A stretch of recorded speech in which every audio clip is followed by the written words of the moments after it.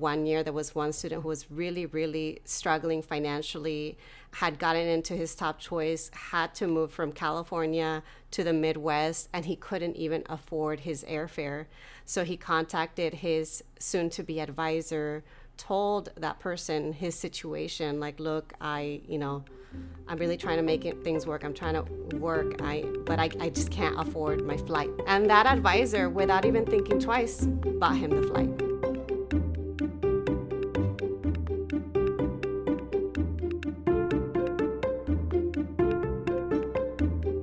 Welcome to the Personal Finance for PhDs podcast, a higher education in personal finance.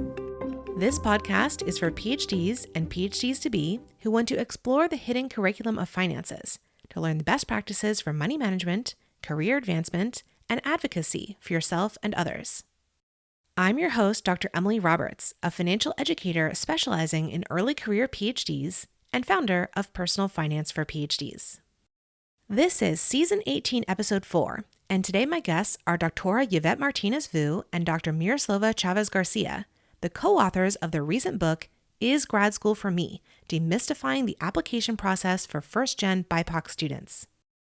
Yvette, Miroslava, and I dive into the financial aspects of the grad school application and admissions process, from applying for external fellowships, to negotiating funding offers, to preparing financially to start graduate school. Yvette and Miroslava share their personal experiences as well as their insights from prospective graduate students involved with Yvette's grad school Femtoring coaching and podcast and Miroslava's McNair program at UCSB. This episode is a must-listen for prospective PhD students, especially those who come from underrepresented backgrounds. In fact, I think Is Grad School for Me is a must-read as well, so I'm giving away 3 copies of the book to listeners of this podcast. If you are applying to PhD programs in fall 2024 and are in the target audience for this book, i.e. a person of color who is a first-generation, low-income, and/or non-traditional student, you can enter the giveaway at pfforphds.com/isgradschoolforme. I would also appreciate you sharing this episode with any prospective graduate students in your life. You can find the show notes for this episode at pfforphds.com/S18E4. Without further ado, here's my interview with Dr. Yvette Martínez-Vu and Dr. Miroslava Chavez-Garcia, the co-authors of Is Grad School for Me?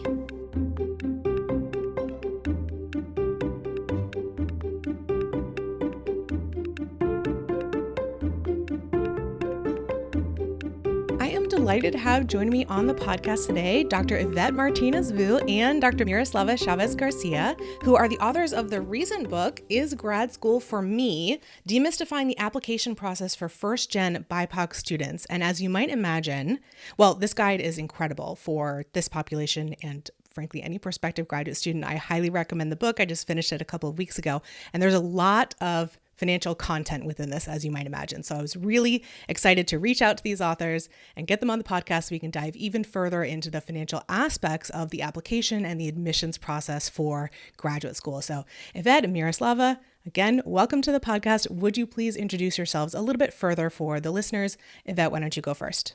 Yes, of course. Hi, everyone. My name is Dr. Yvette Martínez-Vu. I'm a first-gen Chicana, chronically ill, neurodivergent, productivity and grad school coach, consultant, author, speaker. I do a lot of things. I have a PhD in theater and performance studies. I worked in higher ed for over 10 years, supporting predominantly low-income first-gen students of color. That's actually how I met Miros a few years back, actually at the start of the pandemic.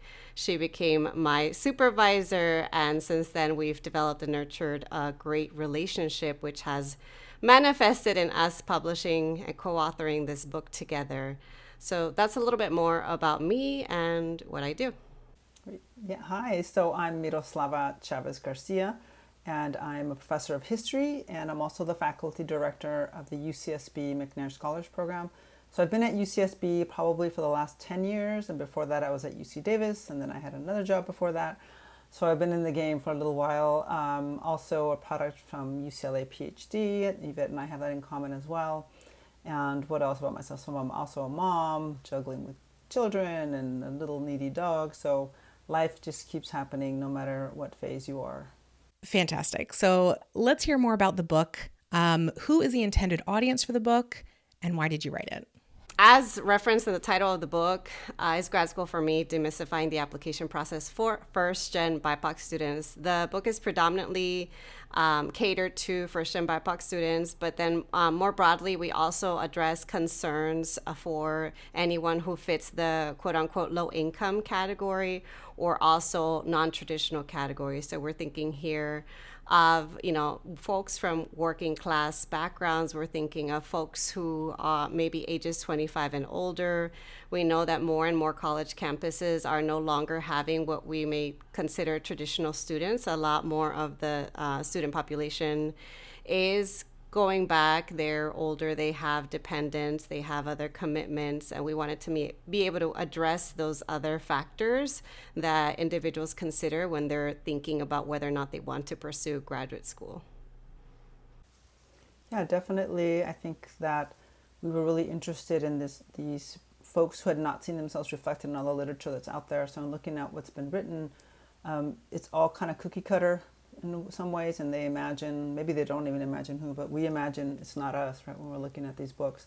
And so we were very much with that intention to be able to provide a guide to all those folks who perhaps didn't see themselves, reflected, and that was really important to us. And initially, I would have to say for myself, and I'm not sure Yvette had this thought, I was thought like, well, is there enough of an audience for this? And yes, there is. It's that sort of audience that we don't hear from, but they're definitely there, and the press was very supportive of this, of the approach of the book. So we're really happy that we were able to target this population that's been overlooked for so long. I have had the idea for this book since I was an undergrad. I was part of the inaugural cohort of Mellon May Fellows at UCLA. And despite the fact that I was in a very privileged position of getting into this prestigious graduate school preparation program, despite receiving ample support, I still was stumbling so much along the way. There was still so much information that I was missing out on. I still struggled to find mentors, femtors, and I felt really frustrated. And I found myself constantly pulling, trying to find from the weeds as many resources as I could, and then sharing them. And every year I was always surprised, like, why is there not a book like this? Why is there not a book like this? I don't see myself represented, not just among the faculty, among my department. I was an English literature major at the time, but even within the literature, the research, the books I was running into, I didn't see anyone like me, a first-gen Chicana, represented.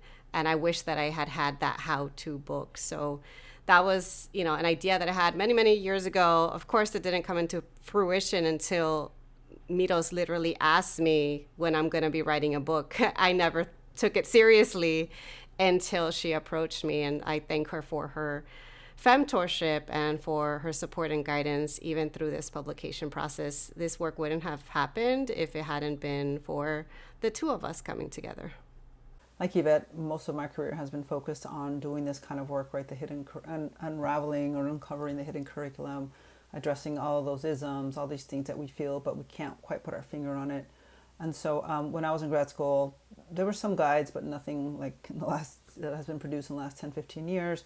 And I didn't even think we could encapsulate, and granted, this is not all about grad school, this is about just applying, right? So, but it's a pretty hefty book, and we've tackled one topic. I think there's many more that can be tackled in the future. There's other books out there as well, but definitely it's nice that we're able to bring so many things together. I with my more years in academia, but Yvette with all of her up-to-date, since things really quickly get out of date in academia, and there's new things, new trends, new approaches. Especially we see right now a lot of changes happening, but yeah, it just worked really well, actually. And if someone is convinced already that they need to get their hands on this book, where can they find it? Yeah, you can get it at isgradschoolforme.com, and you can also find it at most major bookstores, and even a good number of independent bookstores have it too. And definitely the press, and there is, if listeners are interested, you can contact us. There's a discount code for now as well. It should probably be there for a while. That makes it more accessible to our You can go to the UC Press website, and this code should work. Is UCP Save 30. So again, UCP Save 30, it should work as far as we know. It doesn't have an expiration. So if you want to get it and get it 30% off, go ahead and get your copy directly from UC Press. Perfect. And I definitely learned from reading the book that you all have an aligned position with mine, that having sufficient financial support during graduate school is very important to the student's overall academic and personal success throughout that time period. Can you elaborate on that idea a little bit more? How important is this? I mean, I know you said in the book, we discourage taking out student loans for a graduate degree and so forth. So just tell me a little bit more about how you came to that position. I mean, I think a big part of it is our experience, both personal experience working with this population in particular. For a lot of low-income first-gen students of color, the question of, can I afford it and will I have adequate funding is a very, very important question. And without it, some of them are even willing to go the extra mile of pursuing graduate school. So yeah, getting an advanced degree, especially pursuing a PhD, is a significant investment in time, effort, resources.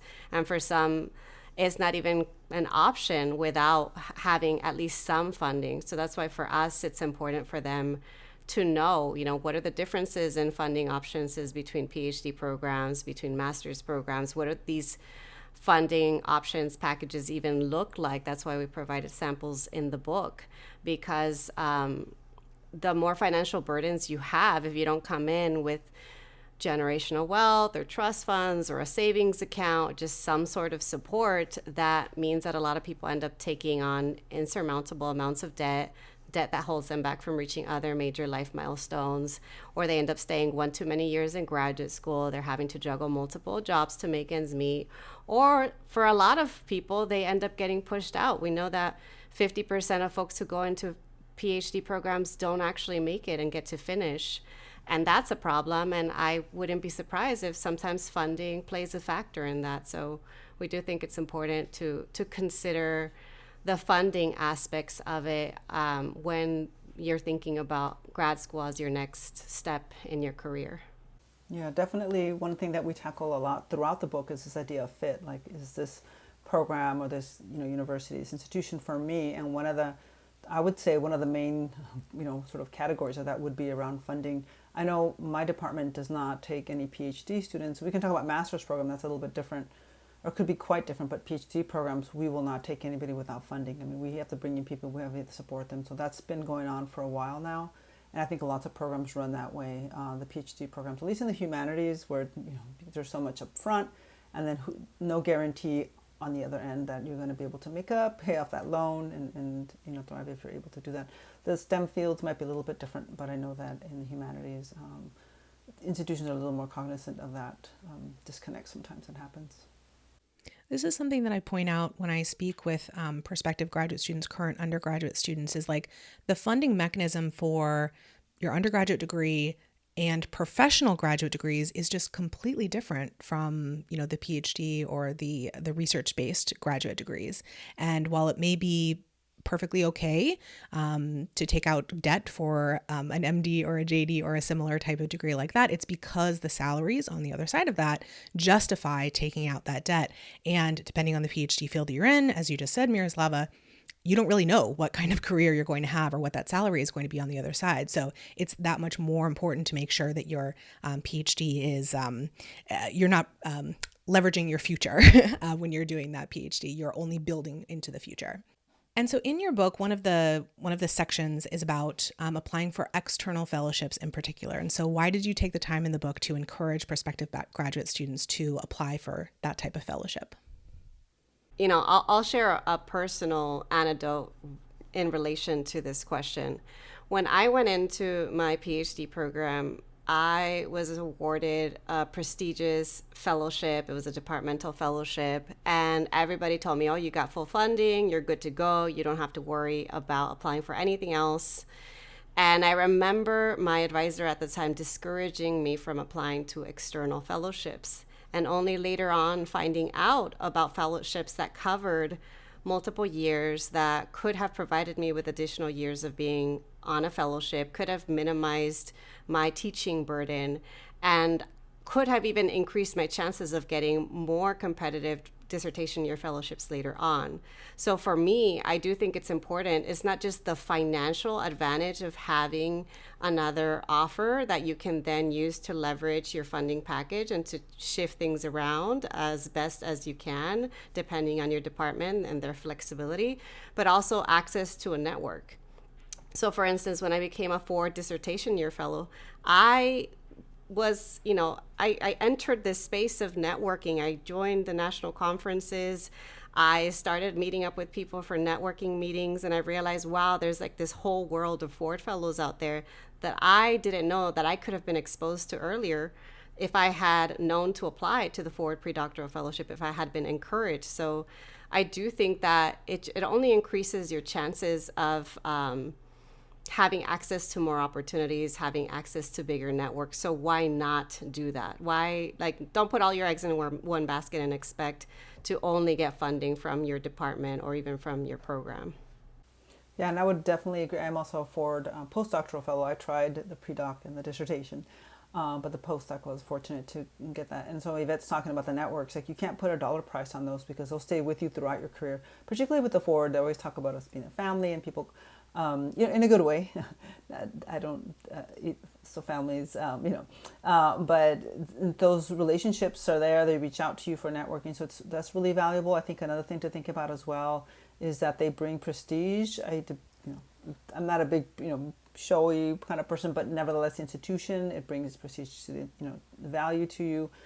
It shows that other institutions also value what you're doing. And it also brings more oomph to the significance of your work. And I think that anytime that happens, it's for the work, it's for your subject, it's for your project, your research, and that's a win-win. So I think all those reasons are so fantastic to apply for fellowships throughout your PhD, not just early on, as you said, when you aren't sure what your funding is going to be. But I particularly like them for prospective graduate students because during admission season, it can be quite an advantage to have already been awarded an external fellowship. You can come to your program and say, hey, you thought you were going to fund me, but I'm actually bringing in X amount of dollars from this other fellowship that I just won. Can you speak more about the advantages to that situation for that prospective graduate student? Emily here for a brief interlude. Would you like to learn directly from me on a personal finance topic such as taxes, goal setting, investing, frugality, increasing income, or student loans, each tailored specifically for graduate students and postdocs? I offer seminars and workshops on these topics and more in a variety of formats, and I'm now booking for the 2024-2025 academic year. If you would like to bring my content to your institution, would you please recommend me as a speaker or facilitator to your university, graduate school, graduate student association, or postdoc office? My seminars are usually slated as professional development or personal wellness. Orientations, or very close to the start of the academic year, would be a perfect time for tax education or general personal finance content. Ask the potential host to go to pfforphds.com/financial-education or simply email me at emily@pfforphds.com to start the process.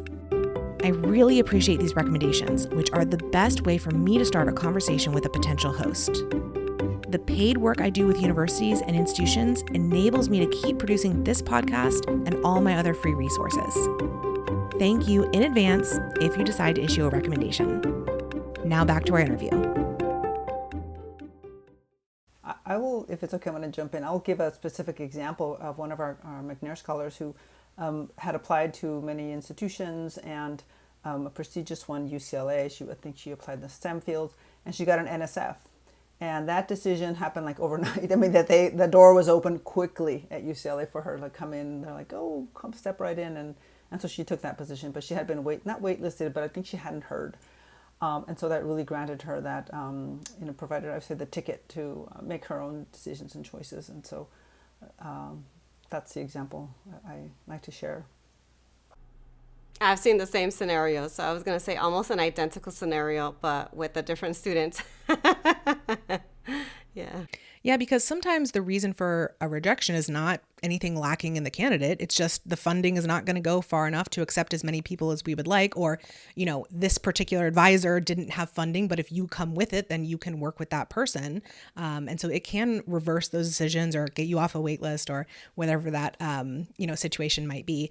And it also provides you leverage for negotiation. So let's talk about that next. I loved that you included information about negotiation in this book. I think a few years ago, I didn't really hear that many people talking about it, but I've just heard more and more people familiar, like prospective graduate students, when I bring up negotiation, they're like, oh yeah, someone already told me I was able to do that, or at least able to attempt it, right? So let's talk about that a little bit further. Like, how have you seen prospective graduate students successfully negotiated their funding packages? Do you have any tips about how they should do so? I think that it's always important to tread the waters carefully, right, when it comes to negotiating. And it's also good to have all of your information available. So you want to know, don't start to negotiate before you know what is even feasible. So I've seen a lot of different scenarios. One of the most successful scenario that I've seen work time and time again is when someone gets multiple offers and then they send their best offer to their top choice school, who maybe is offering less, and they ask if they can match or increase their offer. And in many cases, they either increase or match it, or sometimes they say, you know what, this is the best that we can offer you. We still really want you, but there's no way we can compete with that.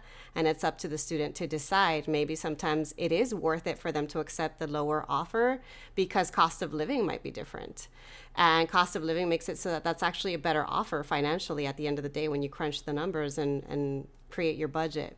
So that's one scenario where that's been fairly successful. What I've also noticed is that a lot of times folks don't feel like they can negotiate because they say, oh, well, I don't have another offer, or, oh, they're not offering me any funding. How can I ask? And in these scenarios, it doesn't hurt to ask. It is rare. In fact, I've only seen this happen for summer programs, but it's rare for folks to have their offer rescinded because they asked for more. Of course, you want to be conscientious. Of course, you want to be grateful. Of course, you want to express your enthusiasm.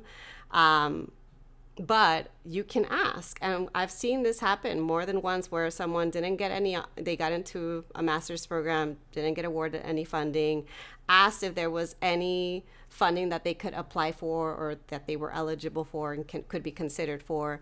And then next thing you know, a few days later, they've got a $12,000 scholarship that wasn't there before. I'm like, so overnight you got $12,000 for asking. You wouldn't have had that. Aside from that, a lot of applicants don't know what else they can ask for. It's not always just tuition remission. It's not always just a stipend. Some graduate students get a laptop cover. Some graduate students get their travel or relocation expenses covered. Sometimes it's partial, but it's still something. Some, I'm trying to think about other things that folks will ask for. I remember one year there was one student who was really, really struggling financially, had gotten into his top choice, had to move from California to the Midwest, and he couldn't even afford his airfare. So he contacted his soon-to-be advisor, told that person his situation, like, look, I'm really trying to make things work. I'm trying to work, but I just can't afford my flight there. What can I do? Can I work for you? Like, is there any way that I can figure this out? And that advisor, without even thinking twice, bought him the flight. So it's all about advocating for yourself. It's about asking for what you need. It's about building genuine reciprocal relationships, helping one another out. But it's about knowing, again, what even can you ask for? And sometimes you get some stuff, sometimes you don't. But I always kind of lean on the side of asking because I wish that I had been taught this skill a lot earlier on. Now I have that skill of negotiating. Took many years, trial and error. But I want folks to learn this skill as early as possible because it's going to continue to be an ongoing skill that they practice for the rest of their career. Yeah, I would definitely agree that it's like the biggest hurdle is even knowing what to ask. And I don't say I grew up in the generation, but I came of age in terms of academia that of my generation where we just didn't ask. We were just grateful, right? As a Chicana Latina, I was accepted, first-gen immigrant, that I didn't even know that this happened at all. So even for me to get comfortable after all these years, it's been really hard. So if you're newer-ish coming into academia, practice it and you'll get more comfortable. And also there's the question of like sharing information with your peers. That's another topic as well in terms of funding packages. Do you talk about them or not? I'll just add two more things that I've seen in the last few years that I've been in academia. A lot of times what I've seen in terms of packages is that it's kind of set, the amount, but the one thing you could do is you could ask for money to be moved around. Like instead of having that fellowship off the first semester, I'd like it to be off the second semester, so you can negotiate those things. So moving money around. Also, another thing to not forget is summer funding, because a lot of these packages do not include summer funding.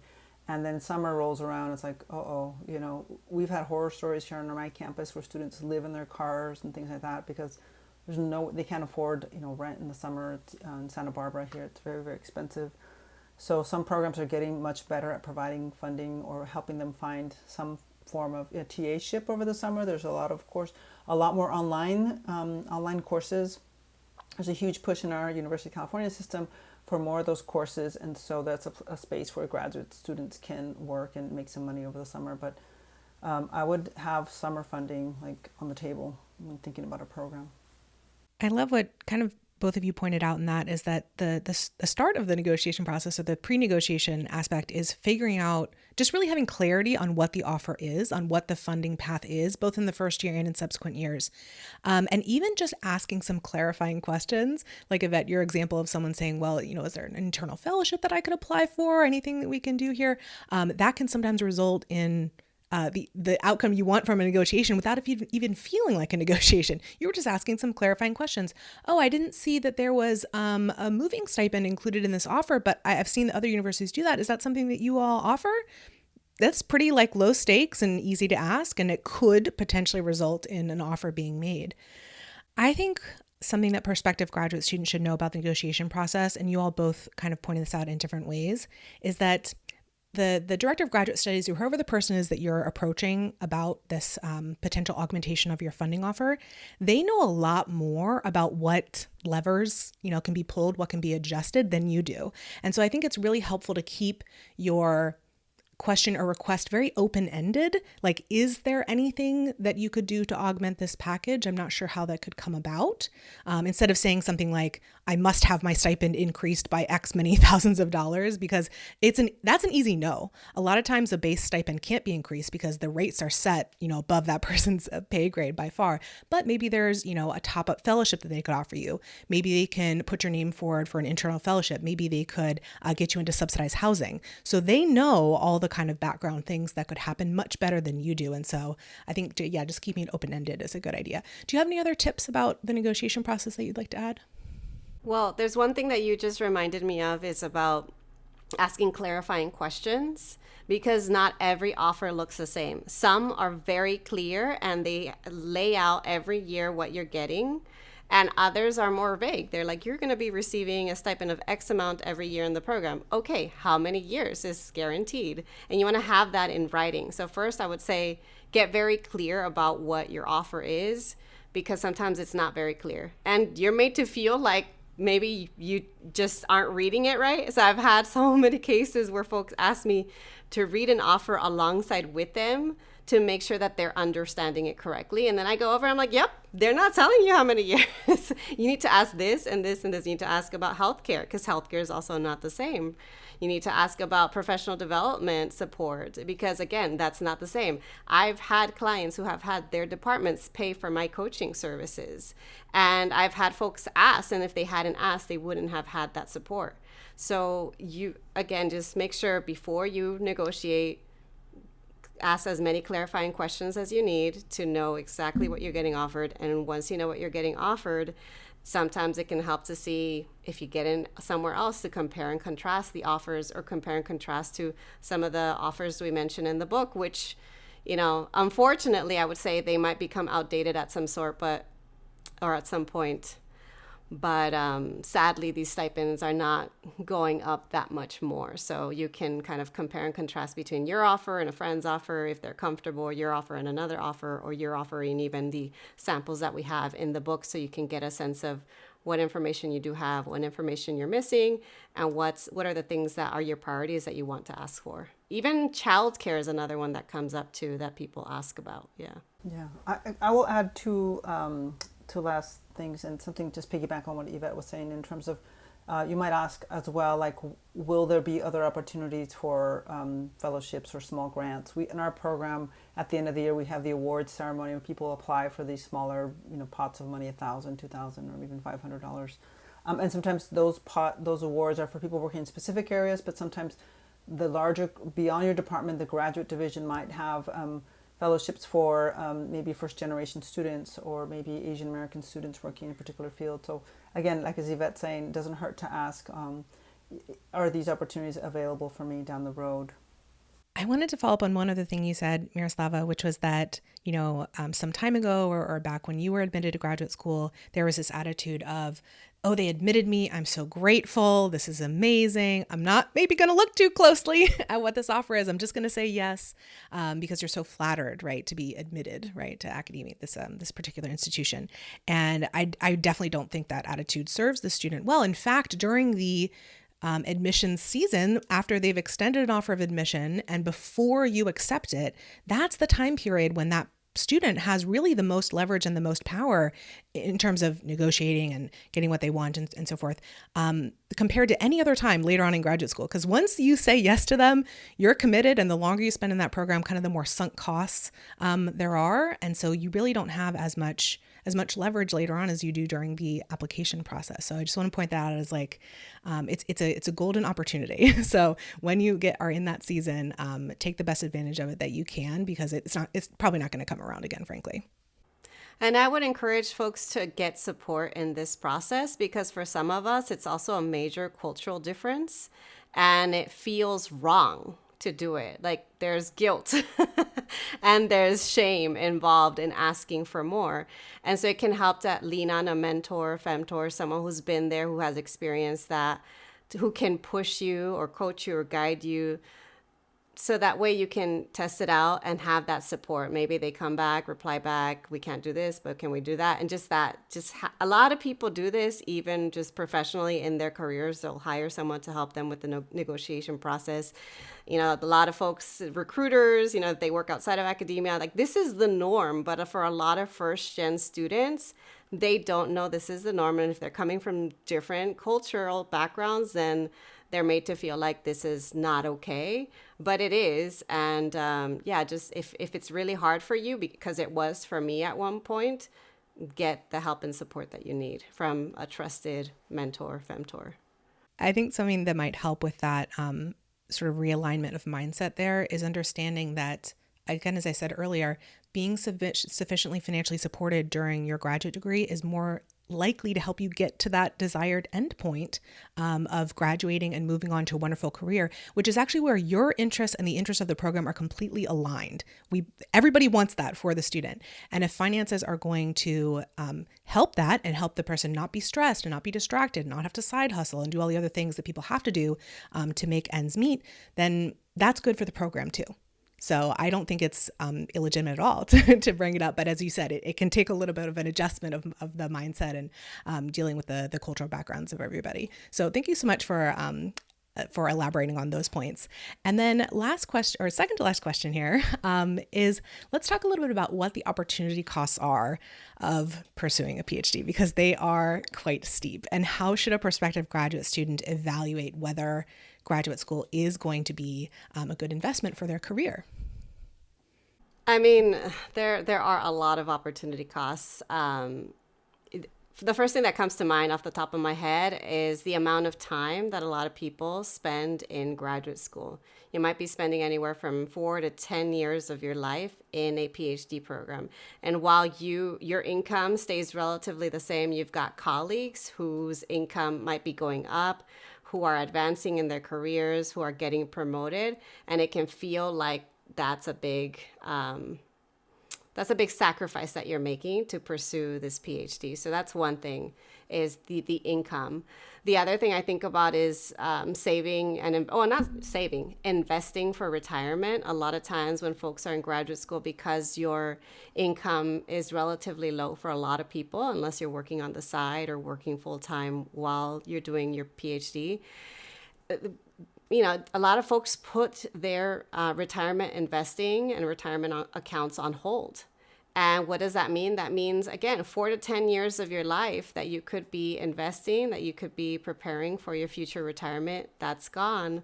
And even some folks put their life on hold, big, major life decisions on hold. They're like, oh, I don't want to have a baby, or I don't want to get married, or I don't want to, whatever the big milestone is in their life. So those are some things to keep in mind. That's why we ask in the book if graduate school is right for you, and also when is the right time. Because people ask all the time, like, when is the right time to go? Should I go after undergrad? Should I take a gap year or two? Should I get some work experience? And really, it's you and your circumstances, and you get to decide when is the right time for you. There is no right or wrong time, even if you go back 10 years later. So it is important to calculate these costs, to think about, like, how much is it going to cost you, not just if you think about taking on student debt, or not just if you think about your income loss, but just thinking about the timing and other life factors, and whether or not you're willing to make that sacrifice for the end goal in sight, which might be a PhD, and then whatever other career opportunities can come with a PhD. I want to underline everything you just said, especially about the investing time lost, amazing. But let's not forget about student loans either. If you have student loans from your undergraduate degree and they're unsubsidized, they're going to continue accumulating interest. And as you said, if you put off, if you are able to defer them, which is wonderful, for 6 or 10 years or however long it is, it's going to be, the interest will capitalize and the balance will be that much higher on the other side. Those years I was thinking about my 20s, right? Because I went straight through and I was thinking about how much your life is sort of on hold. I guess for me personally, I kind of felt like I couldn't make those decisions that Yvette was referring to in terms of a family, this or that, because I was so focused on my work, and it was really hard for me coming from a family. The questions came up: when are you going to get a real job? When are you going to get married? Or somebody to take care of you, quote unquote. And I thought, like, oh my goodness. And you just have to tell them, at one point I just said, I'm going to be in school for the rest of my life and get used to it, and so that, I don't know if that settled things or not, but you don't realize these things later. I realized, I didn't invest. I could have been investing. I mean, this is for myself, coming from an immigrant family and not having any of this information later on. But I will say, like, being on the other side now for all these years, it's the best decision I could have made. This has been just the most wonderful conversation. I thank you so much for agreeing to come on the podcast and telling us about the book and diving deeper into some of these financial aspects. It's been so wonderful to talk with you. So I want to pose to each of you the question that I ask all of my guests at the end of interviews, which is, what is your best financial advice for another early career PhD? That could be a prospective graduate student or a current graduate student, or however you want to interpret that.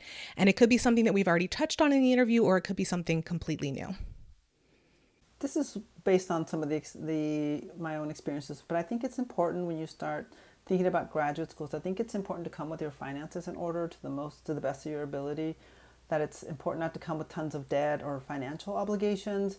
I just think about this is sort of like, I don't want to say it is the Femtor in me, right? To say not to come and risk putting excessive stress on yourself, on your career in grad school. Just thinking about, like, you have all these mounting bills, these undergrad, right? Not only loans, but maybe perhaps car loans, or you're supporting your family, yet you decide to, come to graduate school because you did get a package, and then that will, offset you for a while.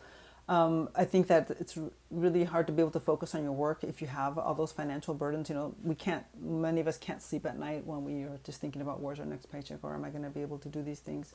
So you need to think about, because there'll be so many other hidden costs in graduate school. And so I've seen some of my students come with lots of stress, financial stress, and I'm always with my jaw open, like, oh my goodness, how are you doing it? So that's one thing I would say, if possible, try to get your finances in some kind of working order, or get a system to help you get to your goals.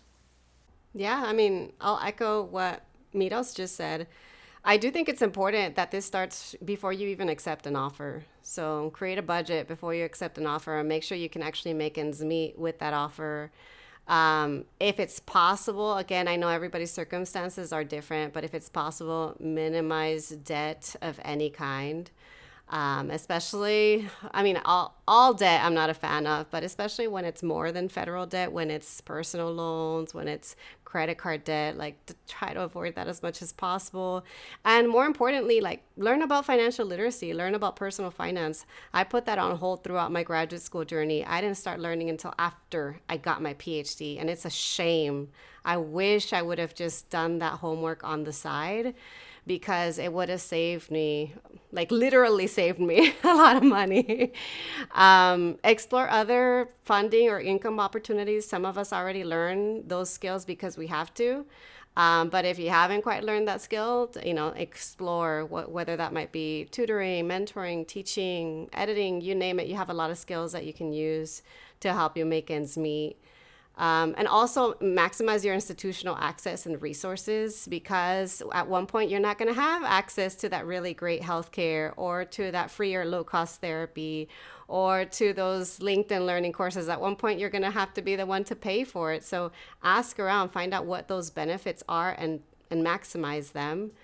And then, of course, I can't not say this, because I wish that older me would have taught younger me how to do this, which is like getting into the habit of investing earlier on.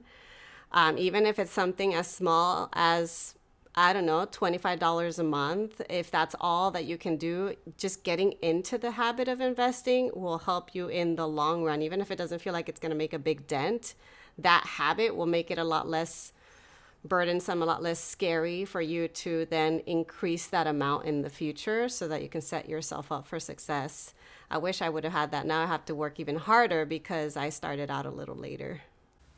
I think most of us didn't even know that was something. In my family, I grew up with hoarders in terms of money, immigrant, put it underneath the mattress and save every penny. And I'm sort of grateful I didn't go the opposite way, where sometimes we go opposite what we learn. And so I'm very much a penny pincher. But it doesn't grow if you leave it underneath your mattress. So so we just try to play catch up, but we try to then share that information with others to help them sort of correct some mistakes that we made. Well, we don't have enough time for me to praise every single piece of advice that you two just gave, because that was absolutely fantastic. So I'll just say to the listener, if you need to, rewind the last couple of minutes, listen to it over and over again, because there was so much gold in just those quick responses. And I certainly hope the listeners will take it to heart. So once again, thank you so much for coming on the podcast. It's been absolutely great to have you. And the book, again, is Grad School for Me, Demystifying the Application Process for First-Gen BIPOC Students. Will you say the website again where they can get it? Yes, that's isgradschoolforme.com. Perfect. Thank you so much. Thank you. This was really fun.